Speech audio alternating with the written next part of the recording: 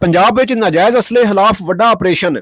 ਪੰਜਾਬ ਵਿੱਚ ਲਾਹੌਰ ਸਣੇ ਵੱਖ-ਵੱਖ ਜ਼ਿਲ੍ਹਿਆਂ ਵਿੱਚ ਪੁਲਿਸ ਨੇ ਨਾਜਾਇਜ਼ ਅਸਲੇ ਦੇ ਖਾਤਮੇ ਲਈ ਕ੍ਰੈਕਡਾਊਨ ਕਰਦੇ ਹੋਇਆਂ ਹਜ਼ਾਰਾਂ ਦੀ ਗਿਣਤੀ ਵਿੱਚ ਖਤਰਨਾਕ ਅੱਗ ਵਸਾਉਣ ਵਾਲੇ ਹਥਿਆਰ, ਗੋਲੀਆਂ ਅਤੇ ਕਾਰਤੂਸ ਬਰਾਮਦ ਕਰ ਲਏ।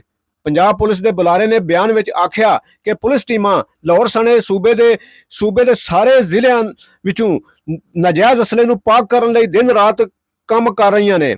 ਬਿਆਨ ਵਿੱਚ ਕਿਹਾ ਗਿਆ ਕਿ ਇਸ ਉਚੇਚੀ ਮੁਹਿੰਮ ਦੇ ਦੌਰਾਨ ਵਗਦੇ ਵਰੇ ਹਜ਼ਾਰਾਂ ਦੀ ਗਿਣਤੀ ਵਿੱਚ ਖਤਰਨਾਕ ਹਥਿਆਰ ਬਰਾਮਦ ਕੀਤੇ ਗਏ ਨੇ। ਬੁਲਾਰੇ ਦੇ ਮੁਤਾਬਕ ਲਾਹੌਰ ਸਣੇ ਸੂਬੇ ਭਰ ਵਿੱਚੋਂ ਮੁਲਜ਼ਮਾਂ ਦੇ ਕਬਜ਼ੇ ਵਿੱਚੋਂ 1022 ਕਲਾਸ਼ਨਕੋਫਾਂ, 27634 ਪਿਸਤੌਲ, 2124 ਬੰਦੂਕਾਂ, 1952 ਰਾਈਫਲਾਂ ਅਤੇ 441 ਰਿਵਾਲਵਰ ਬਰਾਮਦ ਕਰ ਲਏ ਗਏ ਨੇ।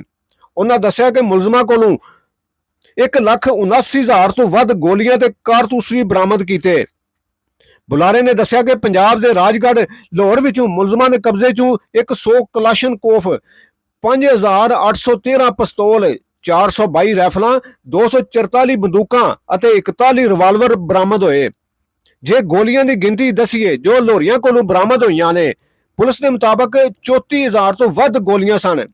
ਪੰਜਾਬ ਪੁਲਿਸ ਦੇ ਬੁਲਾਰੇ ਨੇ ਦੱਸਿਆ ਕਿ ਆਈਜੀ ਪੰਜਾਬ ਡਾਕਟਰ ਉਸਮਾਨ ਅਨਵਰ ਨੇ ਸੋਸ਼ਲ ਮੀਡੀਆ ਉੱਤੇ ਹਥਿਆਰਾਂ ਦੀ ਨੁਮਾਇਸ਼ ਅਤੇ ਹਵਾਈ ਫਾਇਰਿੰਗ ਵਿੱਚ ਮੁਲਵਸ ਮੁਲਜ਼ਮਾਂ ਦੇ ਖਿਲਾਫ ਡਾਢੀ ਕਾਰਵਾਈ ਦਾ ਹੁਕਮ ਜਾਰੀ ਕੀਤੇ ਨੇ।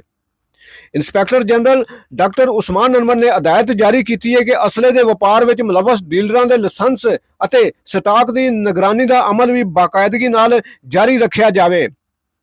ਆਰਪੀਓ ਤੇ ਡੀਪੀਓ ਨਾਜਾਇਜ਼ ਅਸਲੇ ਦੇ ਖਾਤਮੇ ਲਈ ਜਾਰੀ ਛਾਪੇਮਾਰੀ ਦੀਆਂ ਹਫ਼ਤਾਵਾਰ ਰਿਪੋਰਟਾਂ ਸੀਪੀਓ ਨੂੰ ਘੱਲਣ।